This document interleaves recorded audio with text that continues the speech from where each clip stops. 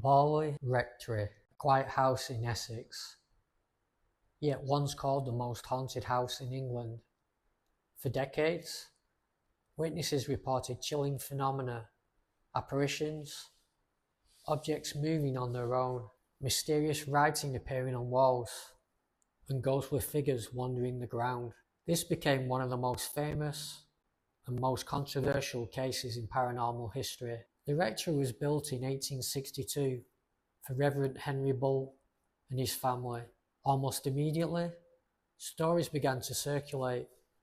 Villagers spoke of a ghostly nun.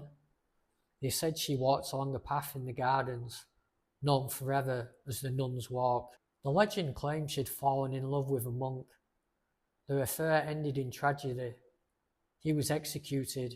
She was bricked alive within the convent walls. True or not, sightings of a spectral nun were reported for decades. By 1900, 4 daughters of Reverend Bull claimed they saw a woman in white gliding silently through the garden. It was the beginning of Borley's reputation. As the years passed, the stories grew stranger. Shadowy figures appeared in corridors. Servant bells rang, even though the wires had been cut. Residents reported footsteps in empty rooms, whispered voices with no source, and the faint sound of piano music playing when no one was there. One chilling moment came when Reverend Guy Smith opened a cupboard. Inside, a human skull. After that discovery, the activity seemed to intensify. In 1929, the Daily Mirror sent a reporter and photographer. Their sensational articles caught the attention of Harry Price, Britain's most famous ghost hunter. Price visited Borley Rectory. He claimed to see poltergeist activity firsthand. Stones were thrown, objects moved, strange writing appeared on walls. In 1937, Price went further. He leased the house for a year. He recruited 48 observers, students, volunteers, researchers. Together, they documented strange lights, footsteps, and spirit messages on walls. One read, "Get help," another, "Light mass prayers." Prince later published his findings in 2 books, The Most Haunted House in England and The End of Borley Rectory. Both became bestsellers.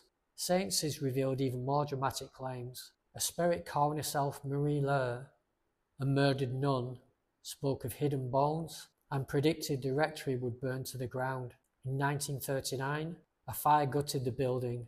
By 1944, the ruins were demolished, just as the prophecy had said. But not everyone believed. After Price's death in 1948, the Society for Psychical Research investigated. In 1956, they published the Borley Report. It accused Price of exaggeration, sloppy record keeping, and even deliberate fraud. Many incidents, they argued, could be explained naturally: rats, loose masonry, or the echoing acoustics of the old house. Some residents admitted to hoaxes.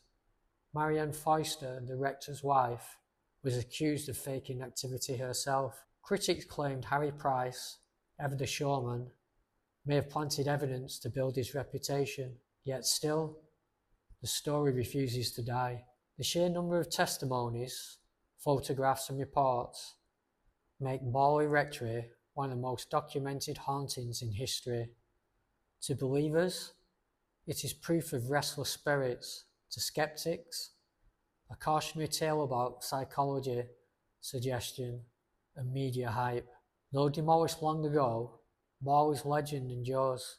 Books, documentaries, and ghost hunters worldwide still cite it as a cornerstone case. So is Borley Rectory truly haunted, or was it a story crafted by witnesses, hoaxers, and a master showman? The truth may lie somewhere in between. One thing is certain: Borley remains England's most famous haunting.